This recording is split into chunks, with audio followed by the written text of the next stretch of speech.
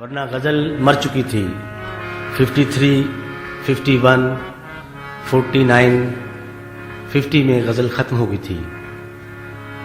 तो 2 साल में हूट हुआ हूँ पाकिस्तान में भी और जगह भी, सिर्फ गज़ल को पॉपुलर करने के लिए, ये समझाने की गज़ल क्या चीज़ है।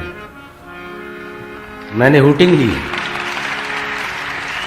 और फिल्मी गाने तो ठीक हैं, फिल्मी गाने तो लकीर का फ़कीर होता है आदमी, फिल्मी रिकॉर्ड तो आपके पास मौजूद भी हैं।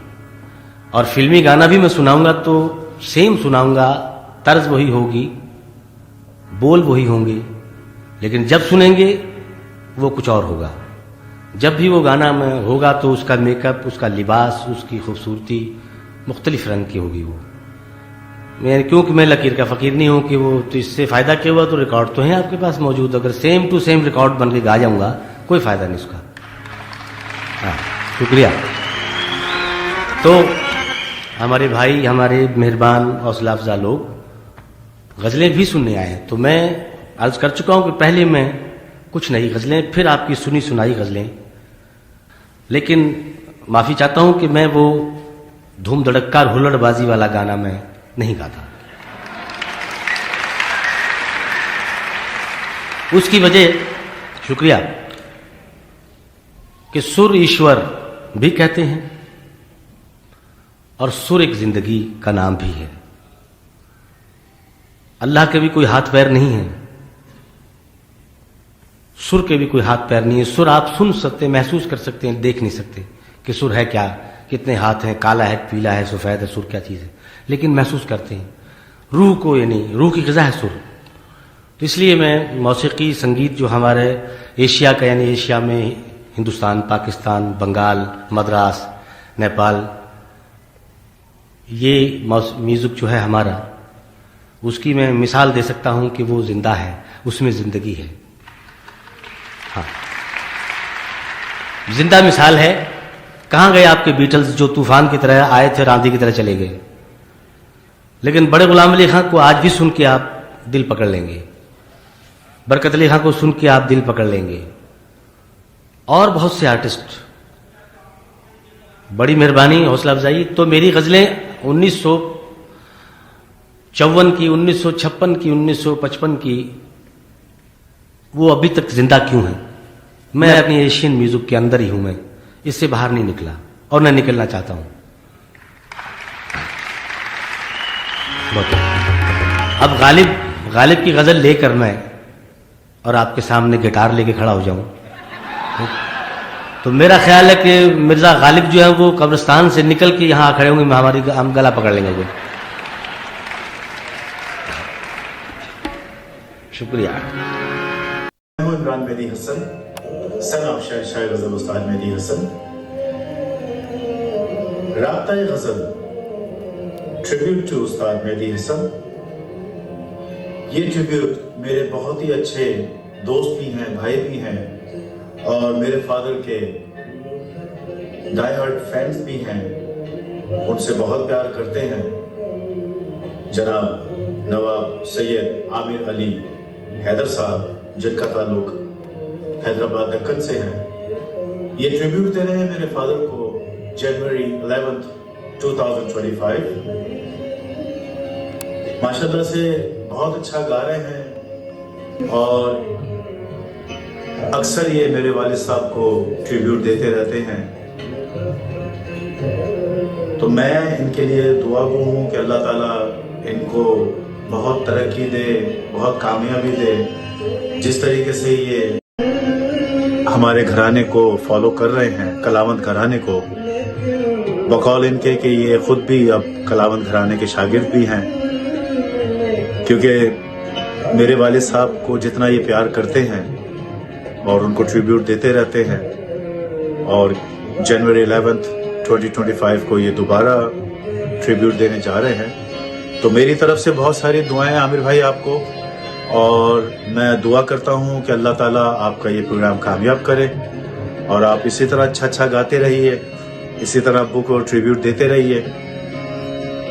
And I wish you very good luck. Thank you.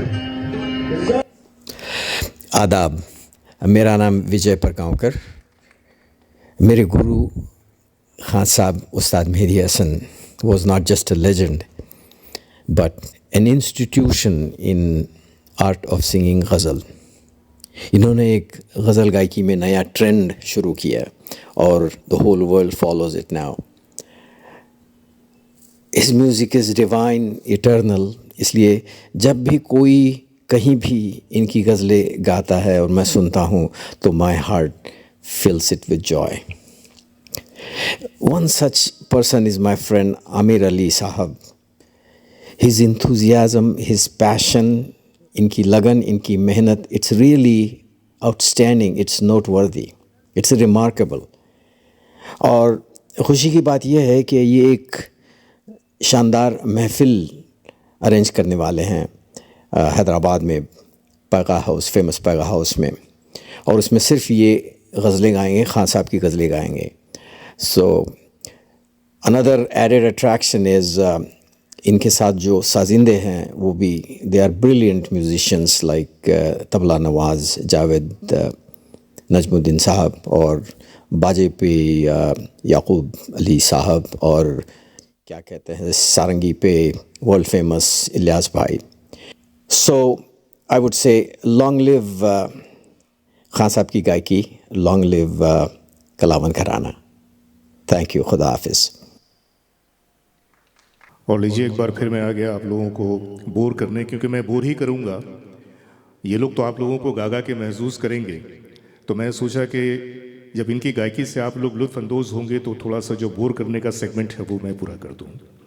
बहरकैफ, तो अब हम बाकायदगी से आज के प्रोग्राम की शुरुआत कर रहे हैं, और इसके लिए ज़रूरी है कि पहले मैं आपको उन लोगों का तारुफ़ करवा दूँ कि जो आज के हमारी इस महफ़िल के फ़नकार हैं। सबसे पहले मैं आवाज़ दूंगा जनाब याकूब साहब को, हमारे सीनियर मोस्ट, और हैदराबाद की सरजमीन में इनका नाम बड़ा ही मुस्तनद है एक हारमोनियम प्लेयर की तरह से। तो ज़ोरदार तालियां जनाब याकूब खान साहब के लिए। और इसके बाद एक ऐसी शख्सियत कि जिनका नाम तबला नवाज़ी की दुनिया में बहुत ही इज़्ज़त व एहतराम के साथ लिया जाता है, बल्कि यूँ कह लीजिए कि तबला नवाज़ी की ये तहरीम है। जनाब नजमुद्दीन जावेद साहब, जो कि ऑल इंडिया रेडियो के क्लास 1 आर्टिस्ट भी हैं, कंपोज़र भी हैं, और एक म्यूज़िक एकेडमी भी चला रहे हैं, जिससे आज के नौजवान बच्चे जिनका ताल्लुक़ संगीत से है वो फैज़याब हो रहे हैं। तो एक बार ज़ोरदार तालियां हमारे नजमुद्दीन जावेद भाई के लिए। और उसके बाद मैं एक ऐसे फ़नकार को आवाज़ देने जा रहा हूं जो हमारे लिए एक मेहमान की हैसियत रखते हैं, इसलिए कि वो वडोदरा से तशरीफ़ लाए हैं, इंटरनेशनली एक्लेम्ड। और इसके बाद जिस फ़नकार को मैं आवाज़ दूंगा उनके बारे में क्या कहूँ। आप लोगों ने बचपन में कहावत सुनी होगी, तुख्म तासीर सोहबत का असर, बहुत ही मशहूर कहावत है।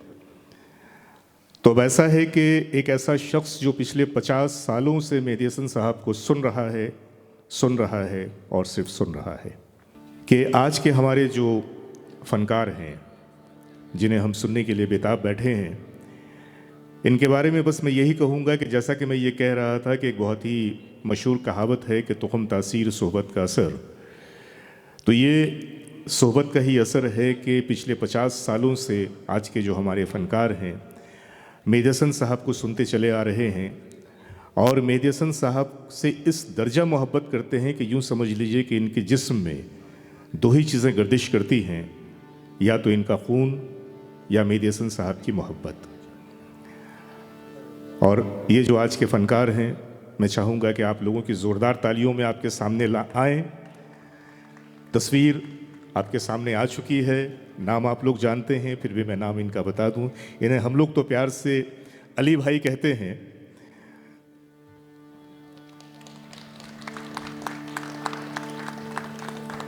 तो आज के हमारे राब्ते ग़ज़ल के जो फ़नकार हैं, ये आपके सामने हैं साहबजादा सैयद अमीर अली हैदर साहब, और हमारे साथ ज़िंदे भी इस तमाम बैठ चुके हैं।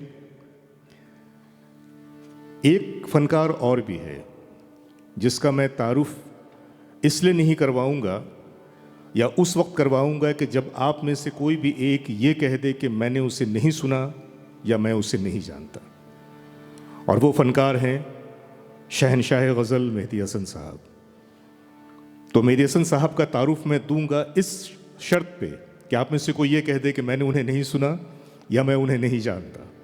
और अगर जानते हैं तो मैं समझता हूँ कि फिर मेहदी हसन साहब के नाम के बाद कुछ कहने की ज़रूरत इसलिए नहीं बाकी रह जाती कि जब उनका नाम आता है तो जहन बड़ा उलझ सा जाता है और जहन में एक सवाल पैदा होता है कि ऐसी शख्सियत के बारे में क्या कहें, क्या क्या कहें, कितना कहें, कैसे कहें। तो उनके बारे में कहने के लिए मेरे पास अल्फाज नहीं है, बस एक ही नाम काफ़ी है, शहनशाह गज़ल मेहदी हसन साहब। और आज मेहदी हसन साहब को ही खराज अक़ीदत पेश करते हुए आपके सामने साहबजादा अमीर अली साहब मौजूद हैं, जो आपके सामने मेहदी हसन साहब की कुछ बहुत ही चुनिंदा, बहुत ही बेहतरीन गज़लें पेश करने वाले हैं। हाँ, मैं इतना ज़रूर कहना चाहूँगा कि इनमें से बेशतर वो गज़लें हैं जो एक्चुअली फ़िल्मी गाने थे, पाकिस्तान की फ़िल्मों के वो गाने थे, लेकिन बाद में जब मेहदी हसन साहब ने उनको गज़लों का रूप दिया अपने अंदाज में, तो वही जो फ़िल्मी गाने थे वो इंटरनेशनली अक्लेम्ड हुए और गज़लों की दुनिया में उन्होंने अपना एक ऐसा मकाम पैदा किया कि उनमें से हर गज़ल किसी ताजमहल का शाहकार नज़र आता है। जैसा उनकी एक बहुत ही मशहूर गज़ल है, रंजिश सही दिल ही दुखाने के लिए आ। कोई है ऐसा जो ये कहे कि मैंने नहीं सुना? सभी ने सुना होगा। और ये वो गज़ल है कि जिसके ज़रिए इसकी मकबूलियत की वजह से मेहदी हसन साहब का नाम हिंदुस्तान में घर घर पहुंच गया और हर वो शख्स जो गज़लों का शायक था, शौकीन था, उसने कम से कम वो कसट ज़रूर ख़रीदा था, रंजिश सही दिल ही दुखाने के लिए आ। और फिर जो सिलसिला चला तो वो चलता ही गया। और आज मैं समझता हूँ कि आज की तारीख़ में पूरी दुनिया में उनके जाने के बाद भी उनके करोड़ों परस्तार हैं, लाखों उनके चाहने वाले और हज़ारों उनकी आवाज़ में गाने वाले हैं, जिन्होंने उनकी उस लेगेसी को ज़िंदा रखा है, उनके नाम को आगे बढ़ा रहे हैं। और आज की ये शाम भी एक ऐसी ही शाम है कि जब हमारे अली भाई मेहदी हसन साहब की उन गज़लों को आपके सामने पेश करके आपकी शाम को यादगार बनाने वाले हैं। तो जनाब शुरू करें। आप उसी पहली गज़ल से आज की शुरुआत कर रहे हैं इस महफ़िल की, रंजिश सही दिल ही दुखाने के लिए आ।